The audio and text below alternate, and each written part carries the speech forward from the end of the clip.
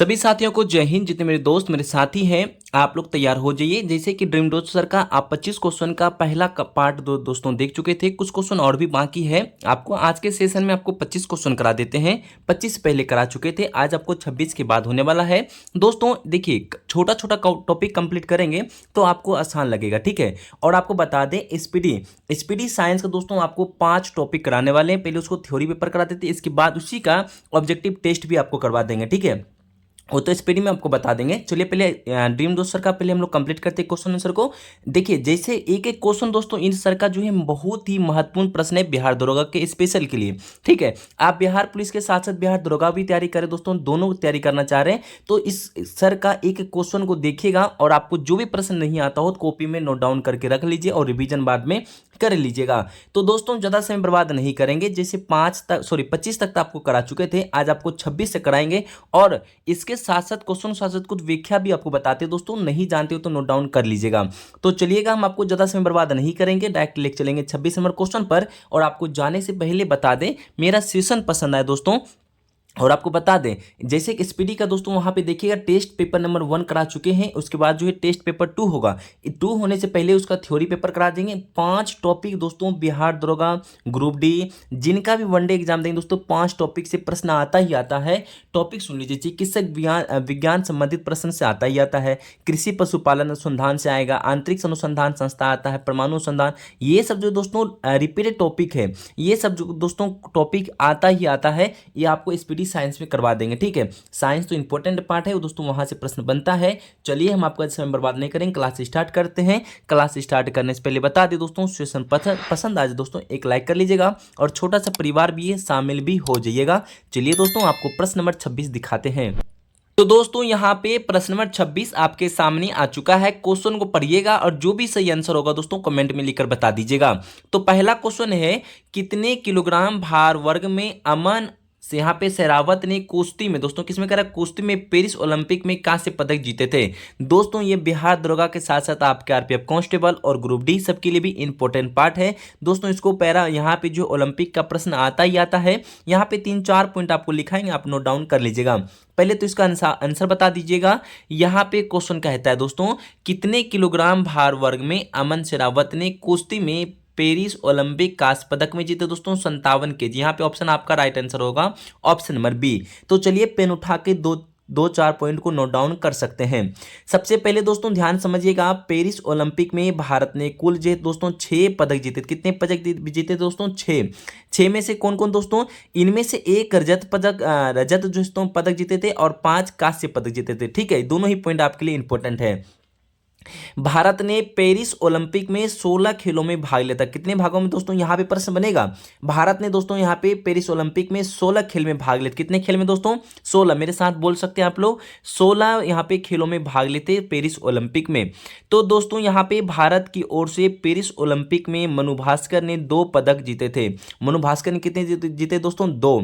तो उन्होंने 10 metre air pistol और 10 मीटर मिक्स एयर पिस्टल में कांस्य पदक जीते थे दोस्तों, ये भी याद रख लीजिएगा। और पेरिस ओलंपिक में नीरज चोपड़ा ने भाला फेंक में रजत पदक जीते थे। कौन सा पदक जीते दोस्तों? रजत पदक जीता था दोस्तों, ये भी याद रखेगा। यहाँ पे प्रश्न बनेगा कि पेरिस ओलंपिक में दोस्तों, ये तो आपको बताएं जस्ट, अमन शेरावत ने कुश्ती में कांस्य पदक जीते थे दोस्तों, ये भी याद रखिएगा। पेरिस ओलंपिक में भारत को 71वें स्थान पर रहा। ये भी प्रश्न बहुत इंपॉर्टेंट दोस्तों, बिहार दरोगा के लिए नोट डाउन कर लीजिएगा। पेरिस ओलंपिक में भारत का कितना स्थान रहा दोस्तों? 71वां स्थान रहा है भारत का, ये भी याद रखेंगे। इसलिए यहाँ पे पिछले ओलंपिक टोक्यो में दोस्तों भारत का स्थान था 48। दोनों ही आपके लिए बहुत अच्छा क्वेश्चन था।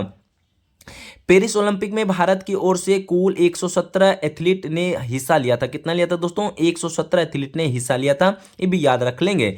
और एक लास्ट पॉइंट है दोस्तों, ओलंपिक में अगले संस्करण की मेजबानी लॉस एंजिल में होगी। ओलंपिक के अगले संस्करण की मेजबानी दोस्तों कहाँ पे होने वाला है? लॉस एंजिल में होगी, भी याद आप रखेंगे। तो दोस्तों क्वेश्चन नंबर 27 में क्या करें, इनको पढ़िएगा। तो क्वेश्चन नंबर 27 में लिखा है, साफ साफ दार्शनिक विषयों से संबंधित बोध ग्रंथ का नाम क्या है? तो दोस्तों बता दीजिए आप लोग, लोग दार्शनिक विषयों से संबंधित बोध ग्रंथ का नाम है अभिधम पिटक। तो दोस्तों यहाँ पे आप लोग सी बता रहे, तो आपका राइट आंसर सी यहाँ पे करेक्ट आंसर होता है। चलिएगा हम आपको दोस्तों लेके जा रहे हैं 28 नंबर प्रश्न में। तो यहाँ पे 28 में लिखा है कि निम्न कथनों में से कौन सा कथन सही है। तो यहाँ पे कौन सा कथन सही होगा दोस्तों, आपको पहले तो यहाँ पे अच्छे से पढ़ना पड़ेगा। तो दोस्तों यहाँ पे आपके सामने आ चुका है, यहाँ पे पॉइंट नंबर 1 में हड़प्पा का उत्खनन 1921 में किया गया था। दोस्तों यहाँ पे कब किया था, 1921 में किया गया था, यह तो आपको याद होनी चाहिए। ठीक है, दूसरा पॉइंट लिखा है दोस्तों यहाँ पे कि वर्तमान में हड़प्पा पाकिस्तान में स्थित है। क्या दोस्तों वर्तमान में हड़प्पा कहाँ स्थित है, पाकिस्तान में स्थित है, क्या ये दोनों पॉइंट सही है। तीसरा पॉइंट है दोस्तों यहाँ पे हड़प्पा ब्यास नदी किनारे स्थित है। चौथा लिखा दोस्तों हड़प्पा के उत्खननकर्ता आर.डी. बनर्जी थे। क्या ये दोस्तों यहाँ पे पॉइंट सही लग रहा है आपको, चौथा नंबर। पांचवा में लिखा है छत्र यहाँ पे वाला त्राम ये रथ हड़प्पा से मिला है। तो दोस्तों यहाँ पे आप पॉइंट को पहले फिर से एक बार समझ लीजिए क्या सही आंसर होगा। दोस्तों आपको ज्यादा थोड़ा सा यहाँ पे लंबा है, हम आपको बता दें यहाँ पे नंबर 1 और 2 ही सही है। हड़प्पा का उत्खनन 1921 में हुआ था, ये बात सही है। वर्तमान में हड़प्पा पाकिस्तान के यहाँ पे पाकिस्तान में स्थित है, भी आपका पॉइंट सही है। अदरवाइज तीनों ही यहाँ पे पॉइंट गलत है। तो दोस्तों हम चलते हैं डायरेक्ट 29 नंबर प्रश्न यहाँ पे लेके जा रहे। लिखा है नगरों में असहयोग आंदोलन से संबंध में निम्नलिखित में से कौन सा कथन सही नहीं है। तो यहाँ पे सही नहीं आपको बताना पड़ेगा 29 नंबर प्रश्न का। तो जितने मेरे दोस्त मेरे साथी पहले तो क्वेश्चन को समझिएगा आराम से, तभी आप अच्छे से इसका टिक कर पाएंगे। तो दोस्तों यहाँ पे प्रश्न नंबर यहाँ पे पॉइंट नंबर 1 में लिखा है आंदोलन केवल उच्च जातियों के लिए अमीरों ने भाग लिया। दोस्तों यही पॉइंट नंबर 1 आपका सही है, तो आप लोग पहले पढ़िएगा। दूसरा लिखा है मद्रास की जस्टिस पार्टी द्वारा परिषद में चुनाव को बहिष्कार किया गया। दोस्तों आपको दोनों ही पॉइंट यहाँ पे सही है, याद रख लीजिएगा। चलिए हम आपके आगे की ओर लेके जा रहे प्रश्न को। यहाँ पे केवल 1 और 2 सही है। यहाँ पे 30 नंबर क्वेश्चन में लिखा है 1940 में विनोबा भावे ने व्यक्तिगत सत्याग्रह कहां से आरंभ किया। दोस्तों ये भी बहुत अच्छा प्रश्न है, आप इस प्रश्न को नोट डाउन कर सकते हैं, याद रखिएगा। तो दोस्तों सभी मेरे मित्र को पता है दोस्तों ऑप्शन नंबर सी सही होगा, पावनगर महाराष्ट्र से। दोस्तों यहाँ पे क्या था स्टार्ट, याद रख लीजिएगा। तो ऑप्शन नंबर आपका सी करेक्ट आंसर होता है। दोस्तों यहाँ पे आप लोग को याद होगा कि भारत छोड़ो आंदोलन को हम लोग 8 अगस्त 1942 को दोस्तों यहाँ पे हुआ था, याद आप रख लेंगे। तो चलिएगा हम आपको लेके जा रहे दोस्तों यहाँ पे 31 नंबर प्रश्न में लिखा है भारत छोड़ो प्रस्ताव निम्न में से किसने अनुशंसा की थी। दोस्तों बता दीजिएगा। ठीक है, यहाँ पे 31 नंबर प्रश्न का आप लोग एक क्वेश्चन तो याद रखिए दोस्तों, यहाँ पे भारत छोड़ो आंदोलन यहाँ पे हुआ था 8 अगस्त 1942 को। ठीक है, तो यहाँ पे 31 में क्वेश्चन कह रहा है भारत छोड़ो प्रस्ताव निम्न में से किसने अनुशंसा की थी। 31 नंबर क्वेश्चन का बता दीजिएगा। तो आप लोग का राइट आंसर यहाँ पे हो रहा दोस्तों जवाहरलाल नेहरू। ऑप्शन नंबर यहाँ पे आपका डी सही होता। दोस्तों यहाँ पे देख लीजिएगा, ऑप्शन यहाँ पे जवाहरलाल नेहरू इनका करेक्ट आंसर है। तो दोस्तों याद रख लेंगे। हम आपको लेके जा रहे 32 नंबर क्वेश्चन में क्या कह रहा है, इनको पढ़िएगा। तो किस स्वतंत्रता संग्राम सेनानी ने लाठी अखाड़ा क्लब की स्थापना की। दोस्तों बता दीजिएगा। तो 32 नंबर प्रश्न का राइट आंसर क्या बता रहे थे, क्वेश्चन कह रहा दोस्तों किस स्वतंत्रता संग्राम सेनानी ने लाठी और अखाड़ा दोस्तों क्लब की स्थापना करते हैं। आपका राइट आंसर यहाँ पे पहले तो ऑप्शन ए दिख रहा है, आपको और ऑप्शन दिखाते तब आप लोग अच्छे से टिक करके बता दीजिएगा। ठीक है, तो दोस्तों यहाँ पे आप सभी के सामने आ चुका है, फटाफट इनको देखिएगा, ऑप्शन को देख के बता दीजिए क्या सही होने वाला है।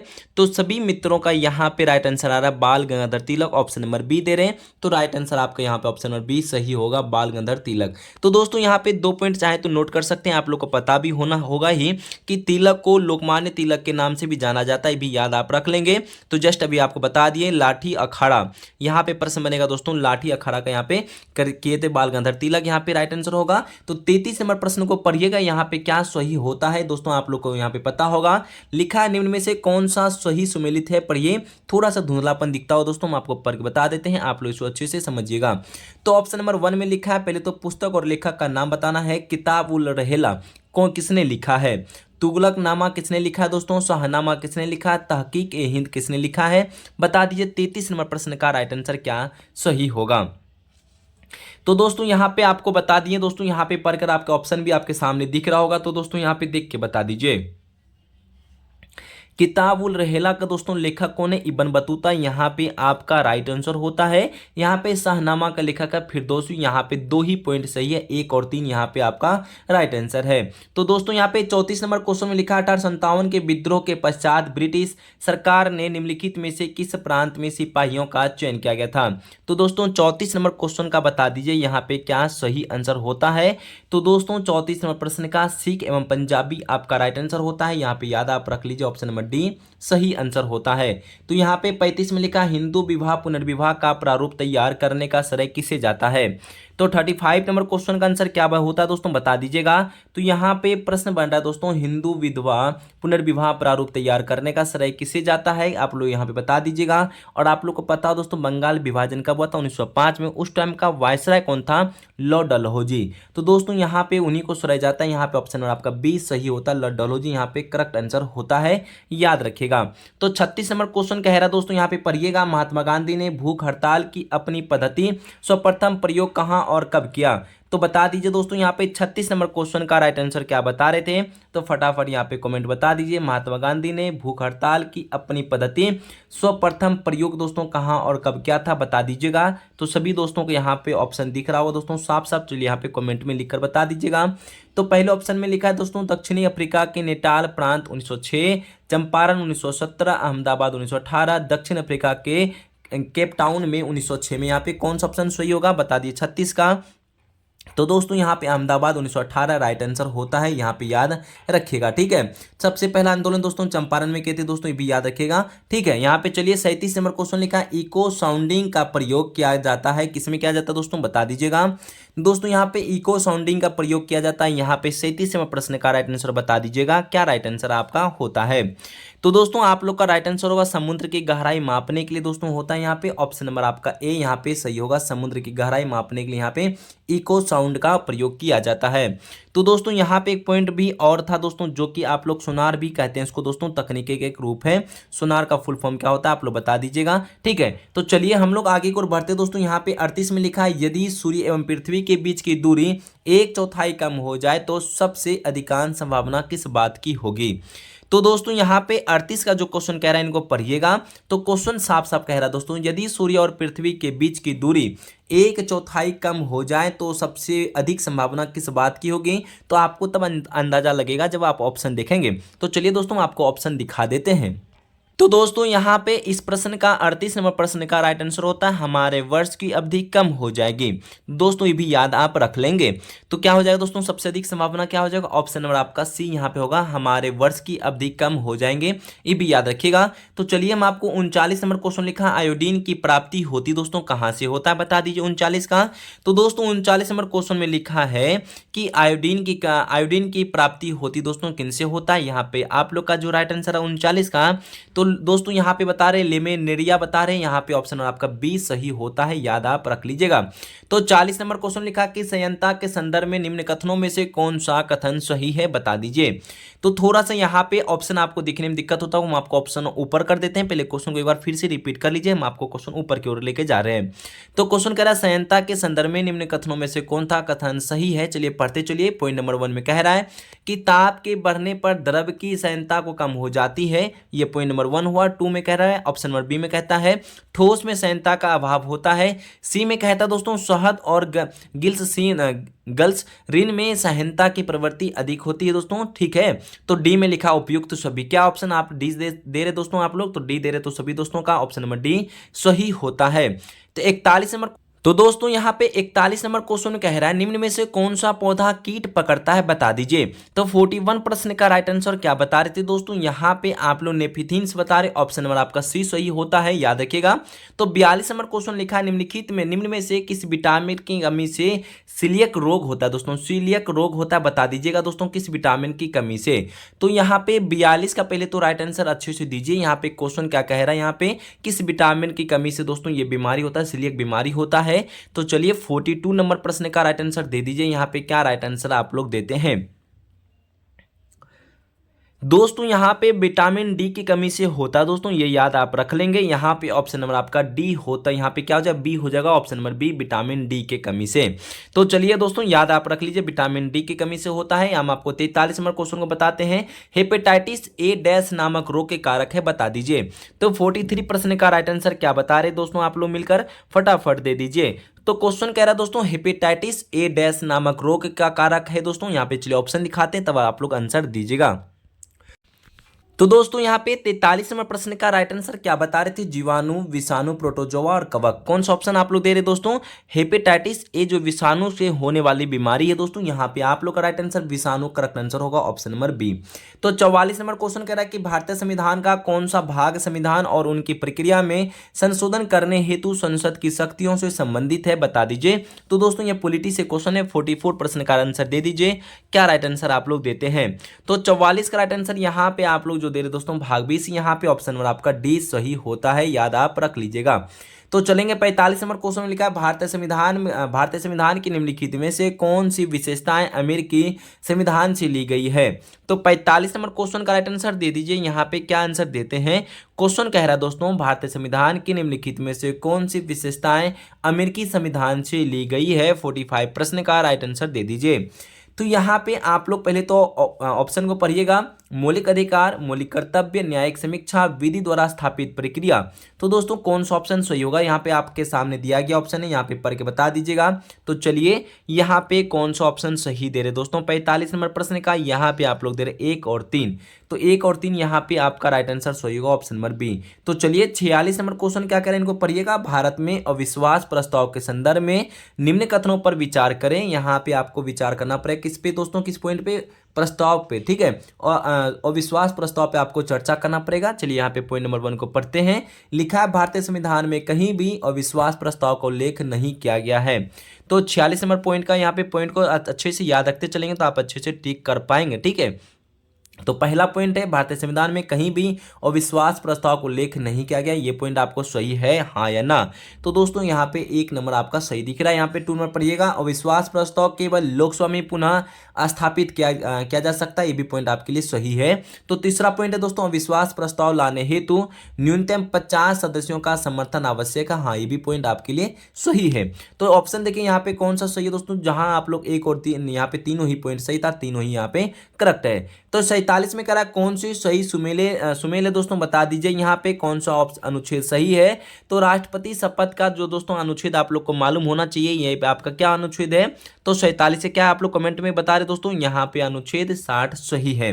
स्पीकर को हटाने का अनुच्छेद दोस्तों, अनुच्छेद यहाँ पे 94 में दिया गया है। राज्य की सभा में स्पीकर को हटाना अनुच्छेद 67 ख में देख रखा है। यहाँ पे तीनों ही अनुच्छेद सही था, राष्ट्रपति की शपथ 60, स्पीकर को हटाना अनुच्छेद 94 और राज्यसभा के स्पीकर को हटाना अनुच्छेद 67। यहाँ पे उपयुक्त आपका डी यहाँ पे सही होता है दोस्तों। 48 नंबर क्वेश्चन को पढ़िएगा, लिखा है निम्नलिखित में से कौन सही सुमेलित नहीं है। यहाँ पे आपसे प्रश्न करा नहीं है, आपको पढ़ के बताना पड़ेगा 48 नंबर प्रश्न का कौन यहाँ पे सही नहीं दिया गया है। तो चलते हैं पढ़ते दोस्तों। यहाँ पे पहला पॉइंट है दोस्तों दूसरी अनुसूची, जिसे कहते हैं संवैधानिक प्राधिकरण के वेतन। दूसरी में बी में लिखा दोस्तों तीसरी अनुसूची में शपथ का प्रारूप। तो दोनों ही पॉइंट को पढ़िएगा दोस्तों, ए और बी। तो चलते हम लोग यहाँ पे और ऑप्शन को देखते हैं, तब आपको आंसर बताते हैं यहाँ पे राइट आंसर क्या सही होने वाला है।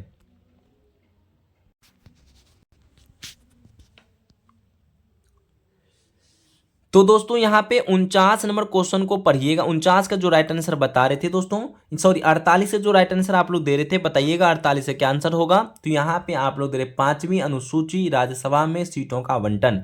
तो दोस्तों यहाँ पे ऑप्शन और आपका डी सही होता है, याद आप रखिएगा। तो लास्ट 2 प्रश्न है दोस्तों, उनको थोड़ा धुंधलापन दिखता होगा। आंध्र प्रदेश में लोकसभा सीटों की संख्या कितना है बता दीजिए। तो यहाँ पे जो प्रश्न कह रहा है आंध्र प्रदेश में लोकसभा सीटों की संख्या कितना है बता दीजिए, 49 नंबर प्रश्न का। तो क्या आंसर आप लोग दे रहे दोस्तों, यहाँ पे फटाफट दे दीजिए। आपका यहाँ पे आंध्र प्रदेश लोकसभा सीटों की संख्या 25 है दोस्तों।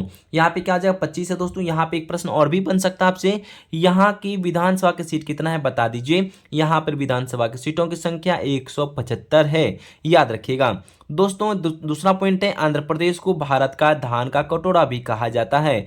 आंध्र प्रदेश को भारत का धान का कटोरा भी कहा जाता है, ये भी याद रखिएगा। सैयद, तीसरा पॉइंट लिखे दोस्तों, सैयद अब्दुल नजीर आंध्र प्रदेश में 22वें राज्यपाल बने हैं, ये भी याद रखेंगे। तो दोस्तों यहाँ पे लास्ट क्वेश्चन है दोस्तों 50 नंबर क्वेश्चन का, ये भी बहुत अच्छा क्वेश्चन है पेपर के लिए। अग्रलिखित में से किस अनुच्छेद के तहत राज्यपाल किसी विधेयक को राष्ट्रपति का विचारणार्थ आरक्षित रखा जा सकता है? बता दीजिएगा किस अनुच्छेद में देख रखा है। तो 50 नंबर क्वेश्चन का दोस्तों यहाँ पे अनुच्छेद बी बता रहे हैं, अनुच्छेद 200 यहाँ पे राइट आंसर होगा ऑप्शन नंबर बी। तो दोस्तों आपको टोटल क्वेश्चन आज जो है 50 कराया गया था, सॉरी 25 कराया गया है। यहाँ पे आप बता दीजिए 25 में से कितना सही कर पाए हैं। आपका क्वेश्चन आज का सेशन कैसा लगा दोस्तों भी बता दीजिएगा। सभी दोस्तों अभी भी लाइक ना के दोस्तों सेशन को लाइक कर लीजिएगा। सभी दोस्तों को इतना सा कहते हुए जाएंगे, सेशन पसंद आए दोस्तों लाइक करके छोटा सा परिवार शामिल हो जाइए और अपना भाई छोटे बड़े भाई बहन को शेयर जरूर कर दीजिएगा। सभी दोस्तों बने रहने के लिए दिल से धन्यवाद। जय हिंद, जय भारत, वंदे मातरम।